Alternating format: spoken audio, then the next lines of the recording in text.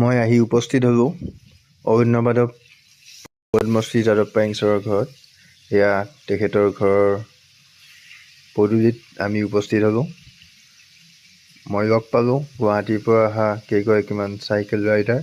তেখেতসকলেও পদ্মশ্ৰী যাদৱ পায়েং ছাৰে পতা মূলাই কাঠনি চাবলৈ আহিছে আৰু তেখেতসকলে এতিয়া কেনেকৈ যাব তাৰ কাৰণে আলোচনা কৰিবলৈ এতিয়া চোতাললৈ সোমাই গৈছে।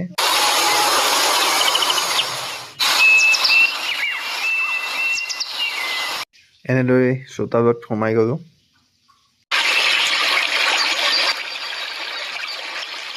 প্ৰকৃতিৰ মাজত যেন আমি সোমাই পৰিছোঁ। কি সুন্দৰ পৰিৱেশ, কি প্ৰকৃতিৰ মাজত ঘৰ।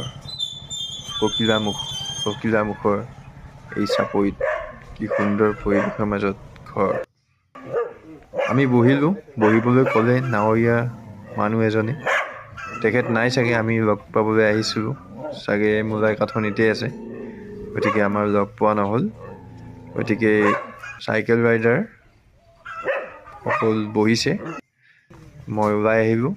মই ভাবিলোঁ মূলাই কাঠনিখন অলপ চাওঁ। এইখনেই হৈছে Kakilamukh picnic place, picnic spot.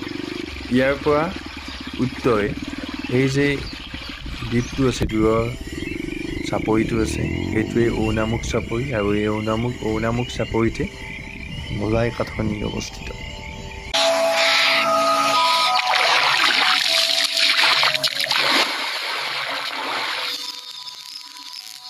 নাই মানুহ, পিকনিক প্লেচেই হয় চাগে এইটো। বিহুৰ কাৰণে মানুহ নাই, বিহু আজি নাই। সিপাৰে যেন মূলাই কাঠনি। নৈখনৰ সিপাৰে কিছু দূৰ যোৱাৰ পিছত আমি যেন মূলাই কাঠনি পাম, তাৰে অপেক্ষাত এইখন ঘুটঘুটি নাও আমাৰ দিশেদি আহি আছে। মূলাইৰ পৰা উভতিছে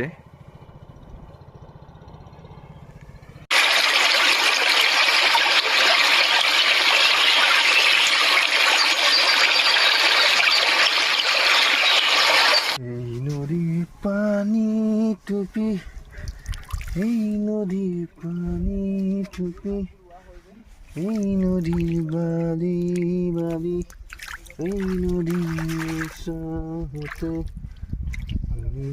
মেচিন নাও আহি পালে, গতিকে চাইকেল ৰাইডাৰ কেইগৰাকীয়ে চাইকেলকেইখন নাৱত তুলিলে, সিপাৰলৈ যাবলৈ সাজু হ'ল। মোৰ সময় হ'ল, মই বাইক ষ্টাৰ্ট কৰিলোঁ, ঘূৰি আহিবলৈ ওলালোঁ।